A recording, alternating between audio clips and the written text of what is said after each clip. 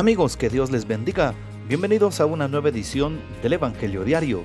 Estamos a sábado 2 de agosto, en esta 17ª semana del tiempo ordinario. Y para hoy recordamos y celebramos en la liturgia de la Iglesia a Santa María en sábado.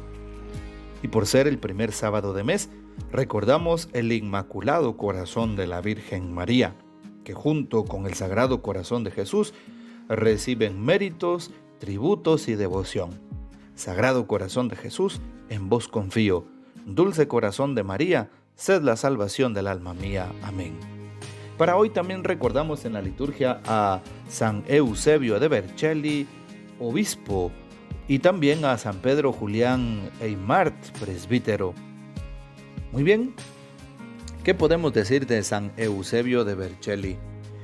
Amigo y colaborador de San Atanasio de Alejandría y de San Hilario de Poitiers, San Eusebio fue uno de los principales artífices de la organización interna y externa de la Iglesia, que acababa de salir de la experiencia de las persecuciones.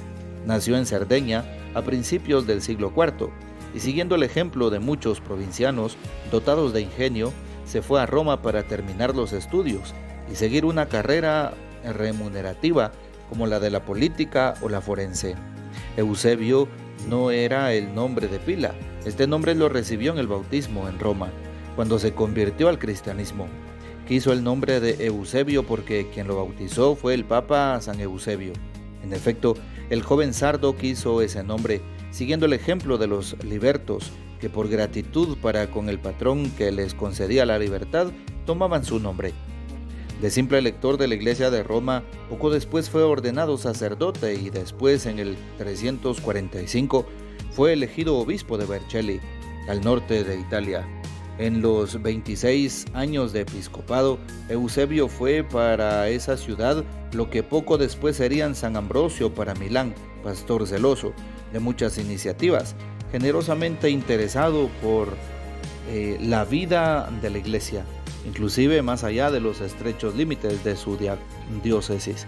En Vercelli consagró la primera catedral, adaptando el antiguo templo pagano dedicado a la diosa Vesta e introduciendo un nuevo ritual litúrgico. La intuición más original en el campo pastoral, la que se refiere al clero diocesano, al que reunió en vida comunitaria en los varios pueblos de su territorio. Ese experimento que él introdujo por primera vez en Occidente sería retomado 12 siglos después por los reformadores del clero.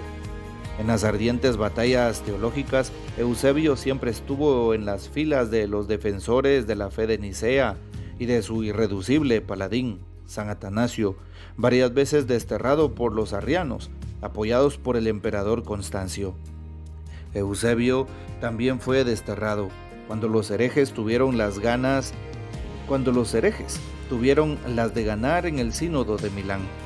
El santo obispo fue encadenado a la lejana Palestina, en donde permaneció 6 años encerrado en una prisión Chitópoli.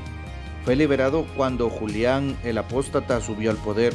Entonces fue a visitar a San Atanasio, con quien pasó un breve periodo.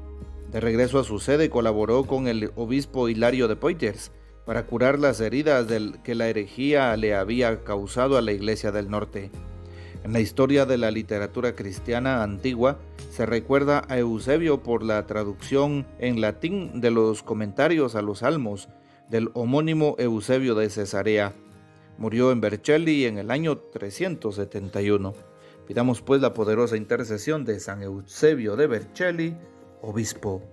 Y para hoy tomamos el texto bíblico del Evangelio según San Mateo, capítulo 14, versículos del 1 al 12. En aquel tiempo, el rey Herodes oyó lo que contaban de Jesús y les dijo a sus cortesanos: «Es Juan el Bautista, que ha resucitado de entre los muertos, y por eso actúan en él fuerzas milagrosas». Herodes había apresado a Juan y lo había encadenado en la cárcel por causa de Herodías, la mujer de su hermano Filipo, pues Juan le decía a Herodes que no le estaba permitido tenerla por mujer. Y aunque quería quitarle la vida, le tenía miedo a la gente porque creían que Juan era un profeta. Pero llegó el cumpleaños de Herodes, y la hija de Herodías bailó delante de todos, y le gustó tanto a Herodes, que juró darle lo que le pidiera. Ella, aconsejada por su madre, le dijo: dame sobre esta bandeja la cabeza de Juan el Bautista. El rey se entristeció, pero a causa de su juramento y por no quedar mal con los invitados, ordenó que se la dieran. Y entonces mandó degollar a Juan en la cárcel. Trajeron pues la cabeza en una bandeja, se la entregaron a la joven y ella se la llevó a su madre. Después vinieron los discípulos de Juan, recogieron el cuerpo, lo sepultaron y luego fueron a avisarle a Jesús. Palabra del Señor, gloria a ti, Señor Jesús. Muy bien, hoy sábado recordamos entonces al Inmaculado Corazón de la Virgen María. Qué importante es hoy darnos cuenta que la primera lectura está tomada del libro de Levítico, capítulo 25, versículos 1, luego el 8 y luego del 8 al 17. Llama la atención porque para aquellas personas que todavía no habían profundizado en torno al año jubilar, es justamente en esta cita bíblica en donde se habla del año jubilar y donde todos recobrarán sus posesiones, sus propiedades. Y justo ahí el Señor habla a Moisés en el monte de Sinaí y le pide justamente eso, contar los años, las semanas, los días. Y le dirá lo siguiente: van a declarar santo el año 50 y proclamarán la liberación para todos los habitantes del país. Será para ustedes un año de jubileo. Cada uno de ustedes recobrará sus propiedades y volverá a su familia. Y así va hablando de cómo cada año 50 pues se tendrá un año jubilar en donde no se va a sembrar, no se va a cosechar, sino que se comerá de los frutos de la cosecha anterior. Y es lo que celebramos cada año jubilar. Celebramos la presencia de Dios, la bendición de Dios, la misericordia de Dios. Las deudas se terminaban en este año jubilar. Sí, todo aquel que debiera algo, pues las deudas se terminaban. Aquella persona que también tuviera alguna propiedad, pues que estuviera fuera de su alcance, la recobraba. ¿Por qué? Porque es el año de bendición, es el año de Dios. Lo mismo pasa en este año jubilar, el año de la esperanza. Dios nos da muchas gracias, muchas bendiciones, y qué mejor que hacerlo peregrinando, y de esa manera nos regalará la indulgencia plenaria. Así que aquí en la palabra nos encontramos con este evidente acontecimiento del año jubilar. Bueno, también San Mateo capítulo 14 del 1 al 12 nos va a presentar la escena del rey Herodes y San Juan Bautista. Como el rey le tenía mucho aprecio y respeto a San Juan Bautista y a su predicación.